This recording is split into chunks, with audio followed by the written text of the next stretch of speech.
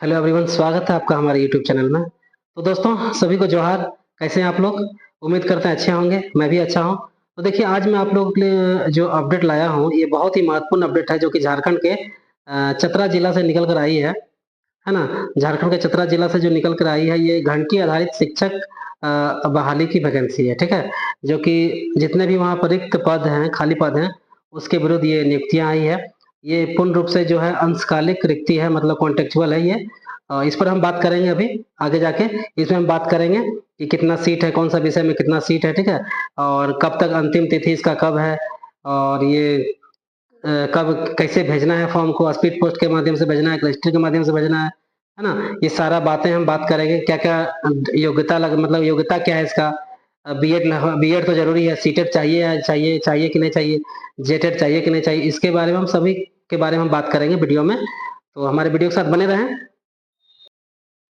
तो देखिए, जो चतरा जिला से जो निकला है फॉर्म, उसका ये फॉर्म का फॉर्मेट इस प्रकार से है।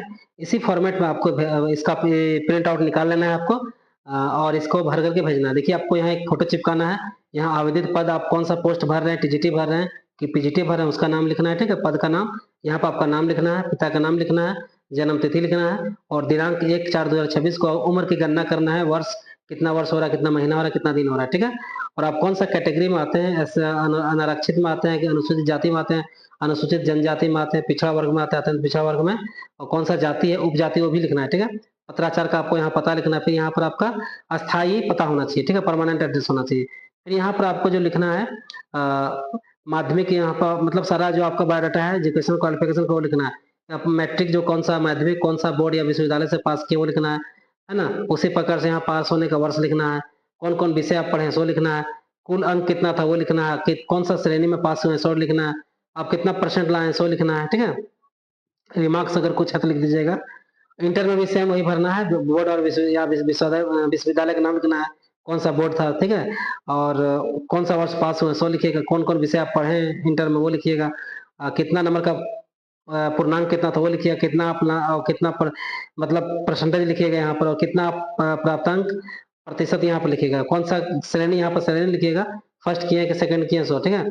इसी प्रकार से स्नातक का प्रतिष्ठा, कौन सा विषय में प्रतिष्ठा है सो लिखिएगा, विश्वविद्यालय का नाम लिखिएगा, कौन सा वर्ष पास में हो वो लिखिएगा, यहाँ पर कौन कौन विषय पढ़े हैं सो लिखिएगा, यहाँ पर कितना टोटल अंक लिखिएगा, है ना? यहाँ पर श्रेणी लिखिएगा, कौन सा डिवीजन आप लाए हैं, यहाँ पर कितना परसेंट है टोटल सो लिखिएगा, ठीक है? उसी प्रकार से अगर आप पीजी किए हैं तो यहाँ पीजी के बारे में विश्वविद्यालय नाम लिखिएगा, यहाँ पर पास होने का वर्ष लिखिएगा, विषय लिखिएगा, यहाँ पर कुल अंक लिखिएगा, यहाँ पर श्रेणी लिखिएगा, यहाँ पर प्राप्तांक परसेंटेज लिखिएगा, यहाँ पर कुछ रिमार्क्स वगैरह है, डिस्टिंक्शन वगैरह कुछ लाता है वो लिखा जाता है, ठीक है?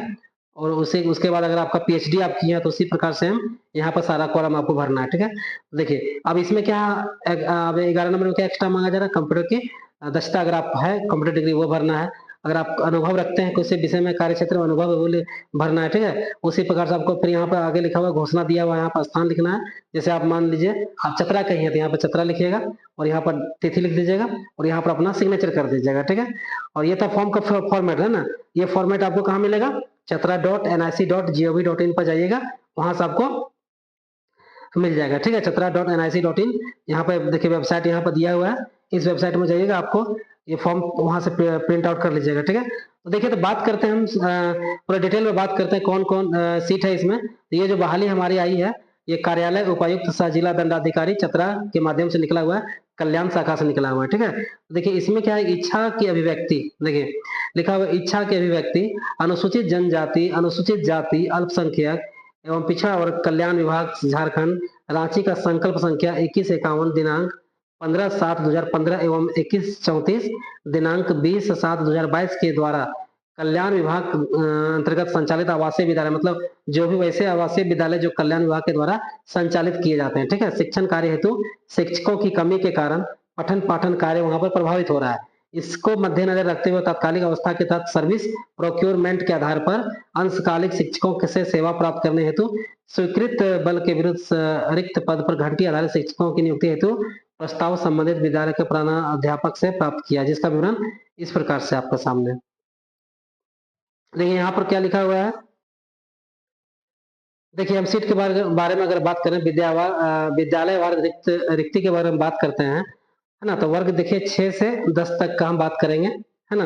तो इसमें जो 6 से 10 तक का हम बात करेंगे, है ना? 6 से 10 तक का, तो देखिए सबसे पहले गणित विषय का बात करते हैं। इसमें जो है, ये जो लावालौंग में जो राजकीय अनुसूचित जनजाति आवासीय बालक उच्च विद्यालय लावालौंग में, वहाँ पर 1 सीट खाली है, और उसी प्रकार से सिमरिया में जो है वहाँ पर 1 सीट खाली है गणित विषय का, तो यहाँ पर कुल 2 सीट खाली है। उसी प्रकार से अगर हम भूगोल की बात करें तो लावालौंग में 1 सीट है भूगोल का, और सिमरिया में नहीं है, मतलब 1 सीट खाली है। और पीटी शिक्षक दोनों जगह 1-1 सीट खाली है ना? और कंप्यूटर शिक्षक जो है दोनों जगह 1-1 खाली है, टोटल 2 सीट की बहाली है ना? और अगर हम बात करते हैं अर्थशास्त्र के शिक्षक के बारे में, तो सिर्फ जो है लावालौंग में खाली है ना? और अंग्रेजी की अगर बात करें तो सिर्फ जो है सिमरिया में खाली है 1 सीट, और संस्कृत के बारे में बात करते हैं तो सिर्फ सिमरिया में 1 सीट खाली है, और संगीत कला शिक्षक के बारे में बात करते हैं सिर्फ सिमरिया में 1 सीट खाली है। मतलब टोटल जो है, टोटल यहाँ पर टोटल 11 सीट की बहाली होनी है, जिसमें से लावालौंग में 5 और सिमरिया में 6 सीट पर बहाली होनी है, ठीक है? अब दूसरा हम देखते हैं, तालिका 2 देखते हैं, जिसमें से वर्ग 1 से 5 तक का हम बहाली बारे में बात करेंगे। राजकीय अनुसूचित जनजाति आवासीय बालक उच्च विद्यालय लावालौंग में 3 सीट है 1 to 5 के लिए, और सिमरिया में 4 सीट है, और हंटरगंज में है 4 सीट है, और प्रतापपुर में 4 सीट है। टोटल जो है 15 सीट की बहाली है, ठीक है? अगर इसमें हम उम्र की बात करें तो 6 से 10 के लिए इसमें कम से कम आप 21 वर्ष आयु मांगा गया है, और अधिकतम 40 वर्ष रखा गया, ठीक है? और अगर आप संबंधित और अभियुक्ति मतलब एक्स्ट्रा क्या है कि संबंधित विषय में पीजी ग्रेजुएट या बीएड या शिक्षक प्राप्त बीएड या शिक्षक प्रशिक्षण प्राप्त डिग्री धारक ही अप्लाई करेंगे, ठीक है? वो रहेगा तो ज्यादा अच्छा है ना? तो इसमें भी वही चीज है, न्यूनतम 40 वर्ष है और अधिकतम न्यूनतम 21 वर्ष है और अधिकतम 40 वर्ष है। इसे भी संबंधित विषय में आपका ग्रेजुएशन होना चाहिए, और बीएड या शिक्षक प्रशिक्षण डिग्री धारक, अगर आप कहीं पढ़ाते हैं, एक्सपीरियंस है, तो बहुत अच्छी बात है, ठीक है? अब देखिए, विभाग द्वारा निर्धारित आवश्यक शर्त निम्नवत है। देखिए, चतरा जिला के द्वारा अंतर्गत कल्याण विभाग द्वारा संचालित विद्यालयों में शिक्षण कार्य के सुचारू संचालन के उद्देश्य से सर्विस प्रोक्यूरमेंट के आधार पर योग्यताधारी योग्य शिक्षकों की सेवा प्राप्त करने हेतु पूर्ण अस्थायी व्यवस्था के तहत घंटी आधारित नियुक्ति किया जाना है। नियमित शिक्षकों की नियुक्ति की तिथि से इनकी सेवा स्वतः समाप्त हो जाएगी। मतलब ये अंशकालिक बहाली है, अगर नियमित शिक्षक आ जाते हैं तो आपकी सेवा समाप्त हो जाएगी। घंटी आधारित जो शिक्षक का इस सेवा प्राप्ति हेतु 6 माह के योग्यताधारित शिक्षकों की सेवा विभागीय निर्देश के अधीन लिया था। मतलब 6 माह के लिए बहाली है ना? आवश्यकता अनुसार चयनित शिक्षकों की 6 माह के लिए प्रति घंटी के आधार पर घंटी के आधार पर रखा जाएगा। सेवा अगर आप संतोष सेटिस्फाइड आपको सेवा से लगता है, संतोष मिलता है, तो उन्हें पुनः फिर अगले 6 माह के लिए अवधि उसका विस्तार कर दिया जाएगा, ठीक है? किसी भी स्थिति में किसी भी, देखिए क्या लिखा हुआ है नीचे लाइन में, कि किसी भी स्थिति में यह अवस्था 1 वर्ष अधिक अवधि के लिए नहीं ली जाएगी। मतलब 1 साल के लिए से ज्यादा नहीं लिया जाएगा, ठीक है? अब अगला पॉइंट क्या लिखा हुआ है, तत्कालीन व्यवस्था के तहत शिक्षण कार्य हेतु चयनित शिक्षकों द्वारा सप्ताह में कम से कम 5 कार्य दिवस में काम लिया जाएगा, ठीक है? और 1 कार्य दिवस में अधिकतम 4 घंटी आपको लेना है ना? 4 घंटी आपको लेना है, ठीक है? और जो कि आपको प्रत्येक घंटी 200 रुपया दिया जाएगा।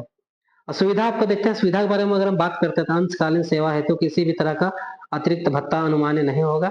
चयनित शिक्षक किसी अवकाश के हकदार नहीं होंगे, आपको किसी प्रकार का छुट्टी नहीं मिलेगा। चयनित शिक्षकों का पद जो स्थानांतरीय नहीं होगा, मतलब ट्रांसफर आपका नहीं हो सकता है।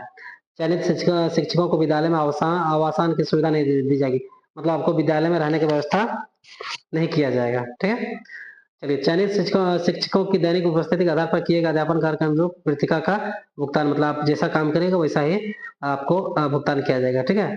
पात्रता की अगर बात करते हैं तो देखिए, शिक्षकों से कार्य इकरारनामा के आधार पर लिया जाएगा, मतलब आपका बॉन्ड होगा पहले वहां पर, और जिसमें से उसी प्रखंड के अनुसूचित जाति, अनुसूचित जनजाति, पिछड़ा वर्ग, महिला शिक्षकों तथा स्थानीय भाषा के जानकार को प्राथमिकता दी जाएगी। मतलब जिस प्रखंड में स्कूल है उस प्रखंड के लोगों को, लड़कों को ज्यादा प्राथमिकता दी जाएगी, ठीक है?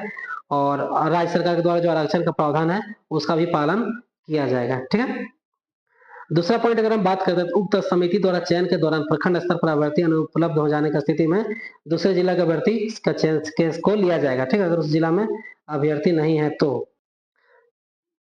अगला पॉइंट है, योग्य अभ्यर्थी की सेवा के लिए जाने हेतु तो आवश्यकता अनुसार विषय के आधार पर चयन किया जाएगा। मतलब योग्य अभ्यर्थी की सेवा के लिए जाने हेतु तो जो आवश्यकता अनुसार विषय है उसी के आधार पर चयन किया जाएगा। और अगला पॉइंट है, जिला स्तर प्रखंड स्तर पर संबंधित विषय के पीजी ग्रेजुएट बीएड या शिक्षक प्रशिक्षण प्राप्त डिग्री धारकों को मेधाक्रम के आधार पर उपयुक्त शर्तों पर पूरी तरह अस्थायी रूप से कमेटी द्वारा चयन किया जाएगा, ठीक है?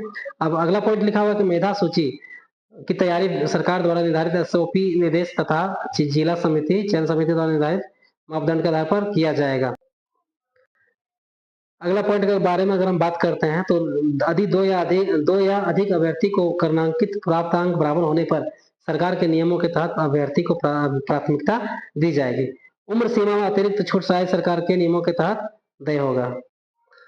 अब इसमें आपको देना क्या क्या आवेदन पत्र के साथ, उसके बारे में जानते हैं। देखिए, आपको एक तो फॉर्मेट, जो आवेदन पत्र का जो फॉर्मेट है उसको तो भरना ही है, और शैक्षिक प्रमाण पत्रों की प्रति देना है, और ऑनलाइन जाति आवासीय प्रमाण पत्र, जाति ओबीसी प्रमाण पत्र जो भी आवासीय प्रमाण पत्र जो भी है उसका प्रति देना है ना।